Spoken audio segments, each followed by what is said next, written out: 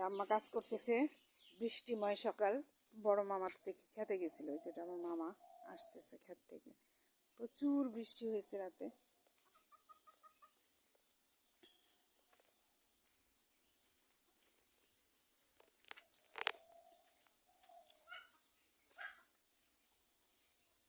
এই যে মামা আসতেছে।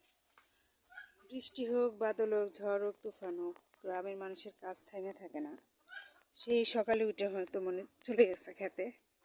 দেখতে কি অবস্থা দেখেন, রাস্তাঘাটের অবস্থা।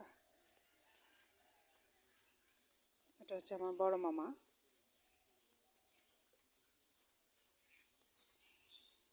আলহামদুলিল্লাহ, খুব গৃহস্থী মানে কৃষকের কাজ খুবই ভালো পারে, খুবই নিজে খুব পরিশ্রম করে। আমার এমন একজন মামা। যাই হোক, সবাই গ্রামে সবাই পরিশ্রমী খুব। সকাল সকালের এই অবস্থা। রাস্তাঘাটে আজকে ঢাকায় যাওয়ার কথা ছিল, যেতে পারলাম না আমরা। দেখা যাক কাল কি হয়। ছাই ফেলাইতেছে গ্রামে, কিন্তু হোঁচা না মা, হোঁচা না, হোঁচা দিয়ে ছাই ফেলায়। দেখেন, হোঁচা দিয়ে ছাই ফেলাইতেছে। রান্না বসাবে।